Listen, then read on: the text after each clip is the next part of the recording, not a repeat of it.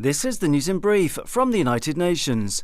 As Russian and Ukrainian negotiators prepared on Wednesday to discuss ways to release millions of tons of cereals from Ukraine's Black Sea ports, a top UN agency chief appealed to countries that export key foodstuffs around the world not to make them more expensive than necessary.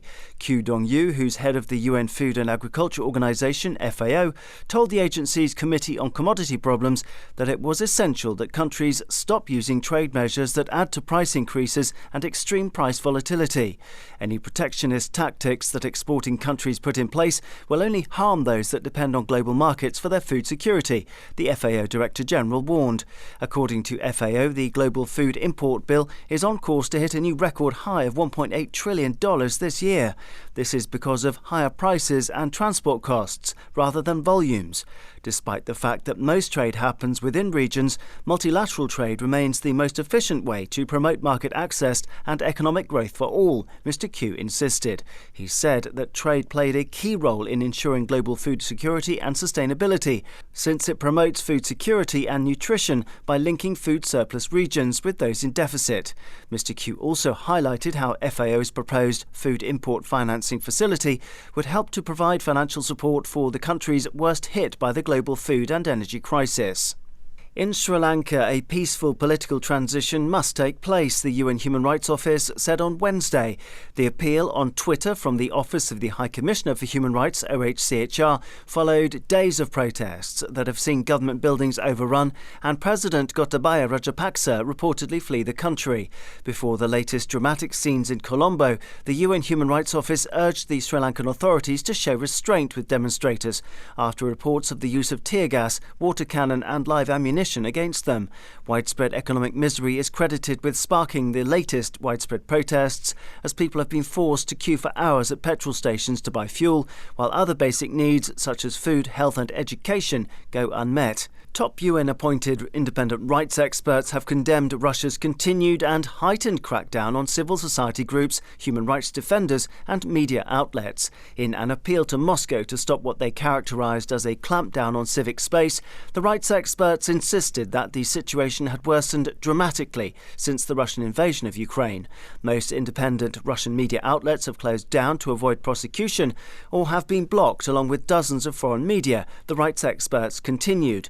They also noted that over 20 media outlets stopped operating or suspended their work in the country, including the Nobel Peace Prize-winning newspaper Novaya Gazeta, the last independent TV channel Dozhd, and the radio station Echo of Moscow.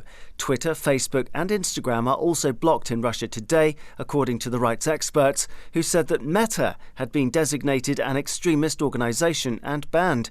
Of the many thousands of Russians who protested peacefully against the war, over 16,000 of them, including many human rights defenders, have been detained for participating in or covering peaceful anti-war protests, the experts said in a statement. Excessive force was used against protesters and human rights defenders who had been detained, the experts alleged, along with humiliating and threatening tactics. And those providing legal assistance to the detainees have allegedly also been denied access to police stations and courts by law enforcement officials, they said. To global health now, and in addition to tackling COVID and the monkeypox outbreak, the UN Health Agency has also been keeping a close eye on the puzzling spread of hepatitis in children, which has left dozens needing life-saving liver transplants. According to a new update from the World Health Organization, WHO, 35 countries in 5 regions of the world have reported more than 1,010 probable cases of unexplained severe acute hepatitis in youngsters since the outbreak was first detected on the 5th of April. So far, 22 children have died, and almost half the probable cases have been reported in Europe, where 21 countries have had 484 cases. This includes 272 cases, or 27% of the global total, in the UK, followed by the Americas, whose regional total of 435 includes 334 cases in the US, a third of global cases. The next highest caseload is in the Western Pacific, with 70 cases, Southeast Asia, 19 cases, and Eastern Mediterranean, with 2 cases. 17 countries have reported more than 5 probable cases, but the actual number may be underestimated, in part owing to the limited enhanced surveillance systems in place, said WHO, which said that the current risk of the hepatitis outbreak spreading is moderate. Daniel Johnson, UN News.